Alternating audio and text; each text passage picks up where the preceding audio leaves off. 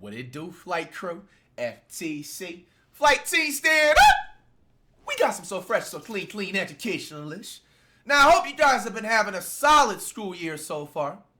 The last educational video caused the entire school district to almost fire me because half of y'all failed that damn quiz. I can't believe that shit. You guys really failed majority of the quiz from the last time. All right, so this time, I'm not going to make it a little bit simpler because the key thing in life is when things get hard, you just don't do simple things and just cut around the edge, right?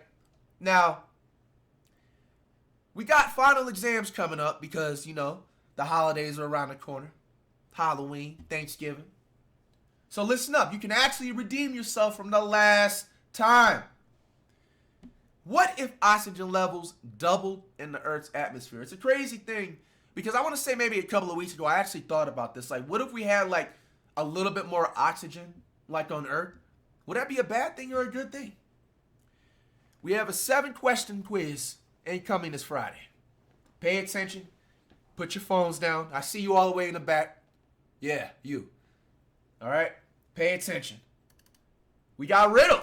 Incredibly super Check it cool out. must-see American sci-fi film Starship Troopers. We watch with a sinking heart as these huge alien arachnid beetles suck the brains out of their human prisoners and send asteroids hurtling down upon the Earth. Of course, this is pure fantasy. But what if someday a mosquito the size of an airplane could attack and bite us? What? Or if beetles the size of tanks wandered our city's streets? Hey, Actually, we wouldn't even have time to think about being frightened, as a global inferno will already have begun, engulfing most planetary life in its path.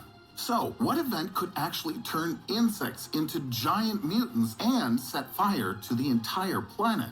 The answer to this question is in the air.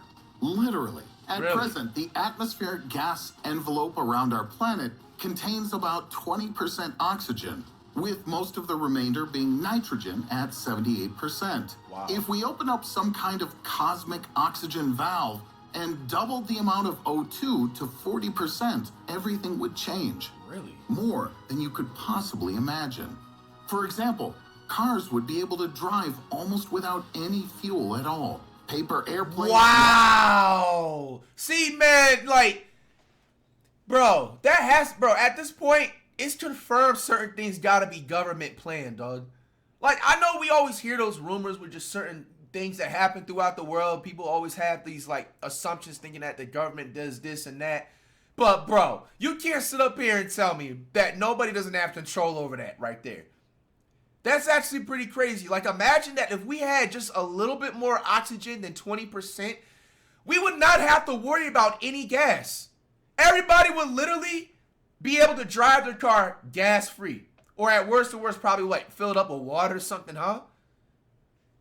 Cars would be able to drive almost without any fuel at all. Paper airplanes launched by young school children would glide far beyond the horizon. Really? And many of the animal and insect inhabitants of our planet would thrive on this extra oxygen, quickly evolving up to unprecedented sizes. According to scientists, at first this would apply to insects and some arthropods, such as spiders. They're spiracles. These are kind of like breathing holes. Due to the excess oxygen, will evolve to greatly expand, and their bodies will swell like balloons. Heck. About 300 million years ago, the Earth's atmosphere was 30% oxygen. At that time, judging by fossil remains, insects and arthropods were much, much larger.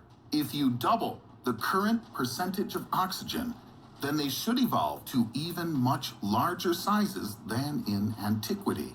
In such a case, it cannot be excluded from the realm of possibility that La Cucaracha, cockroaches the size of rats, would soon be found in people's homes. Eee. Spiders the size of ravens would begin to lure in the obnoxious network of flies. Bro, I ever see a spider as big as a bird like that, bro, I'm just gonna go to another planet. I already got property on Venus, so we straight. Like, I'll tell you that right now. They ever decide, or Earth just decides that they just want to double the oxygen, bro? Yo, now the size of Hawks. It ain't worth the free gas. It ain't worth the free, you know what I'm saying, car rides and stuff. Nah, Many of the other inhabitants of our planet will not be lagging too far behind. Flowers could soon be on par with modern trees in size, while the trees themselves, such as poplars and spruce, will fight each other as they reach up into the clouds.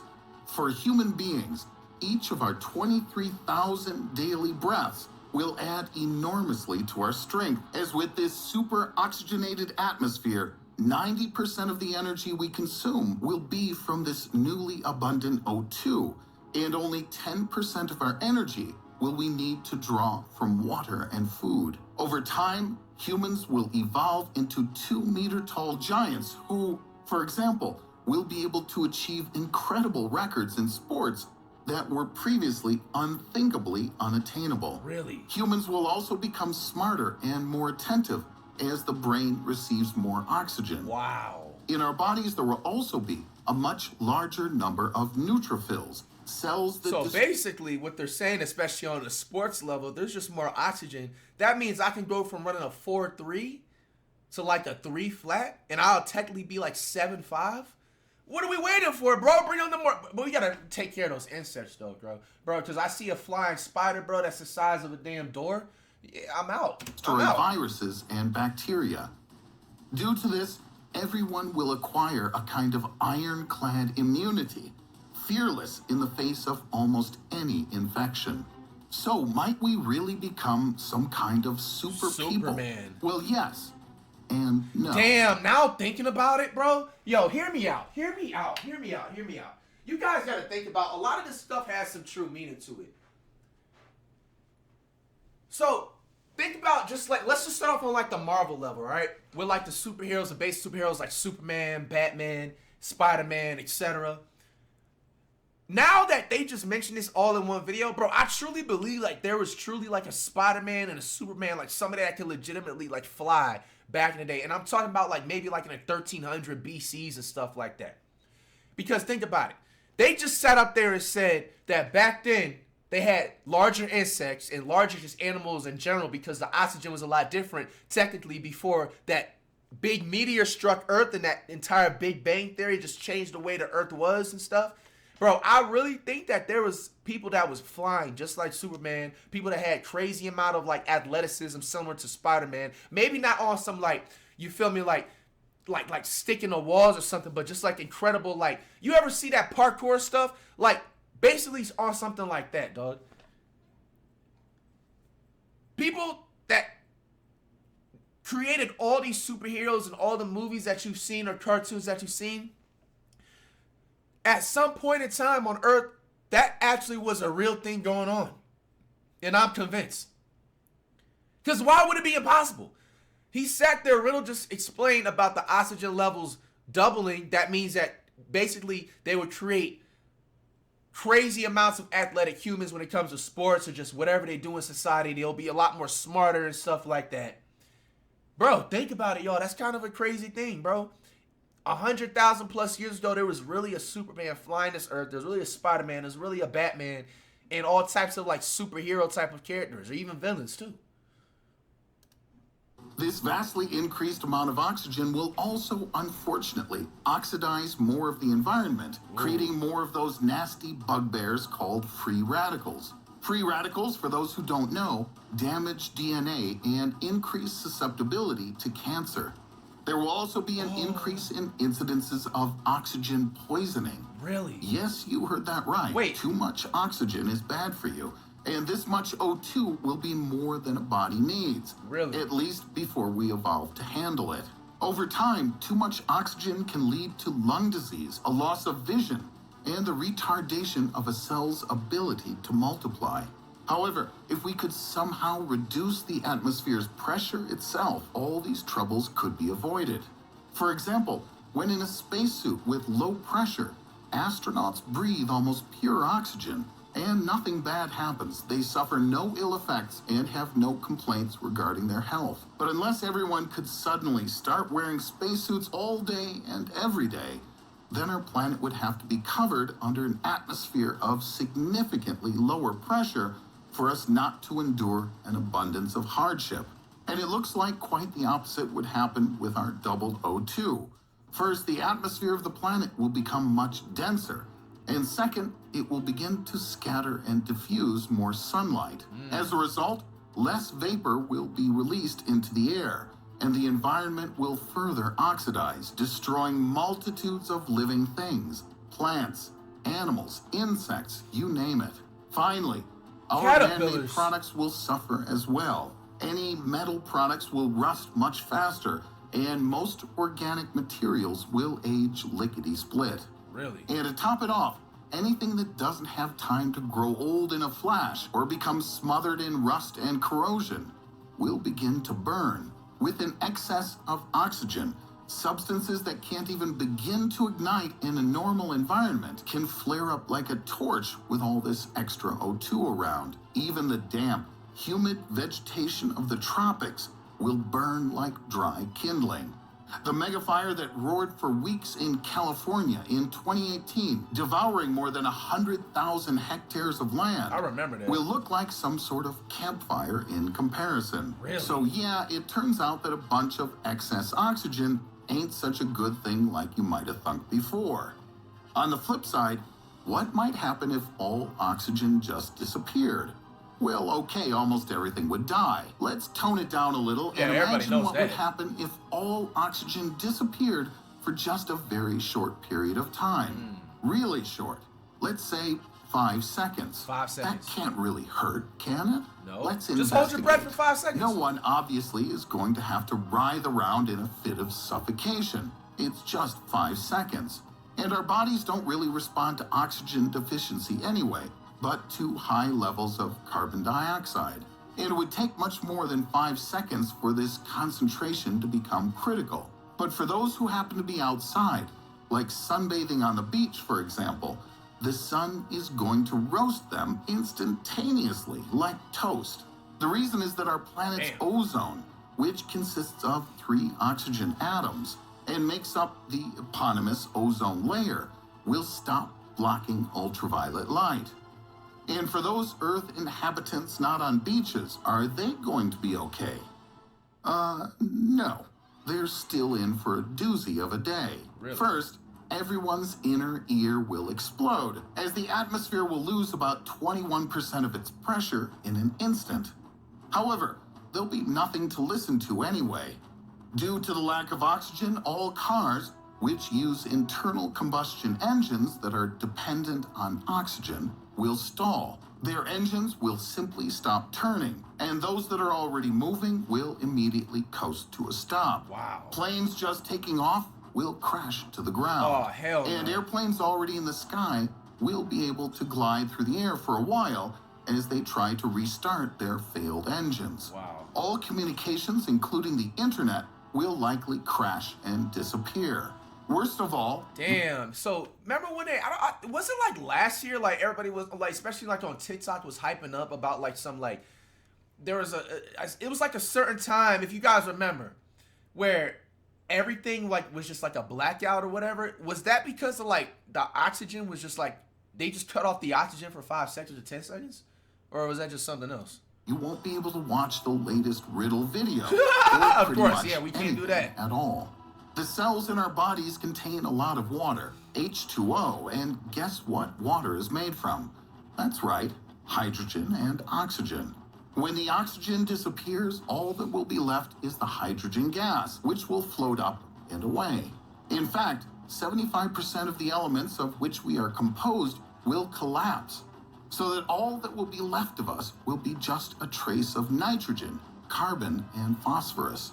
The sky will turn black due to a sharp decrease in particles reflecting light. No way. The crust of the Earth, which is almost half oxygen, will pretty much cease to exist. The ocean, turned into pure hydrogen, will almost certainly evaporate up into space. Concrete buildings will instantly turn to dust, as it's oxygen that binds them together. In addition, all pieces of raw, unmanufactured metals will stick to themselves and each other, as they are normally kept separate only by an oxidation layer. Yes, all fires will obviously go out without any oxygen to allow them to burn. But what will happen when the Earth's atmosphere is refilled with oxygen after the 5 seconds are up? Something really spectacular. Like a what? worldwide, continent and ocean spanning explosion. Fortunately, at least for the moment, we can all calmly inhale and exhale and rejoice in the fact that our 20% of atmospheric oxygen hasn't gone anywhere just yet. But what about tomorrow? Geochemists from Princeton University have investigated and figured out what the level of gas has been in our atmosphere over the last many hundreds of thousands of years. To do this, they examined something called ice cores, ancient ice samples obtained from ice sheets in Greenland and Antarctica. These frosty popsicles contain bubbles of air from the ancient past, air literally frozen in time, revealing information about the composition of the atmosphere from those prehistoric times. It turns out that over the past 800,000 years, the level of oxygen on our world has decreased by 0.7%. Scientists believe that before the birth of life on our planet, many billions of years ago, O2 in the Earth's atmosphere was almost completely absent. Only after the appearance of cyanobacteria did oxygen levels begin to rise. Then, roughly 2.5 million years ago, the amount of oxygen increased dramatically. The researchers suggest that there might have been some major geological event that caused this.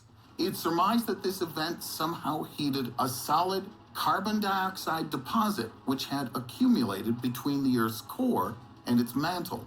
The end result was a mega explosion that released a stupendous amount of oxygen into the atmosphere.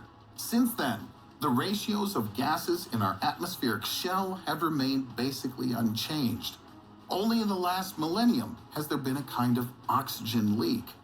Scientists say that the O2 is evaporating too slowly, but that this will not significantly affect the climate. However, due to its lack in some places, the ecosystems of our oceans are already being devastated. Over the past 50 years, for example, the number of areas in our oceans with low oxygen content has quadrupled.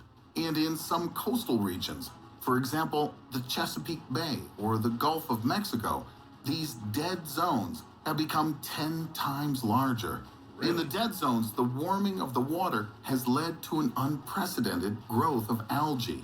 They actively consume almost all of the available oxygen and release heat as well as a variety of toxic substances during decomposition. Fish and other marine life simply cannot survive under such conditions. Many fish either perish or try to migrate into the open ocean. In their new and unusual environment, they often become easy prey for predators and fishing trawlers. I don't care how tough y'all niggas sound or how tough you think you is, bro. I don't care what anybody said, bro. A shark I've said this in the past, if you maybe been tuned in the past videos, bro, like things like the sharks, bro, and like the anglerfish, bro, I literally call those devil fish, bro. Like this literally looks like a devil, bro. This looks like some demonic ass creep, bro. Yo, fam, like, pray to anybody that has to deal with like a shark out in the ocean, bro. This is the scariest, one of the top 5 scariest things to look at, dog. This creature has no brain. Their brain is like the size of a pebble, bro. And all they are trained to do is just eat anything that looks like meat. Pause. Like this, I don't care how if you don't sit up here and tell me does not look scary, bro, stop trying to act too cool, bro. Because, bro, like this will make anybody shiver their damn pants, dog. They often become easy prey for predators and fishing trawlers. In addition, emissions of hydrogen sulfide and nitrous oxide in such dead zones almost completely annihilates corals. A U.S. researcher named Daniel Stolper believes that the total oxygen content will continue to fall further, and the dead zones under conditions of global warming will only continue to expand. Wow. To stop this seemingly inexorable process from continuing, Stolper proposes reducing emissions of greenhouse gases into the atmosphere and a halt to all ocean dumping. Only then, he says, might we be able to save this vital element from disappearing forever. If you like the video, give it a thumbs up. Hey, Remember this video was subscribe very, to the very channel. informative, y'all. I hope y'all took y'all notes. You know what I'm saying? That quiz is coming fresh Friday. I'm going to need you guys at least to pass with a D. You know what I'm saying? The school district gave me one more chance. If I have an 80% fail rate, I'm out of there, y'all. All right, so I expect really good grades this week. Y'all pay attention in class. Overall, all jokes aside, make sure you guys are keeping those grades up, you know, and continue to prosper.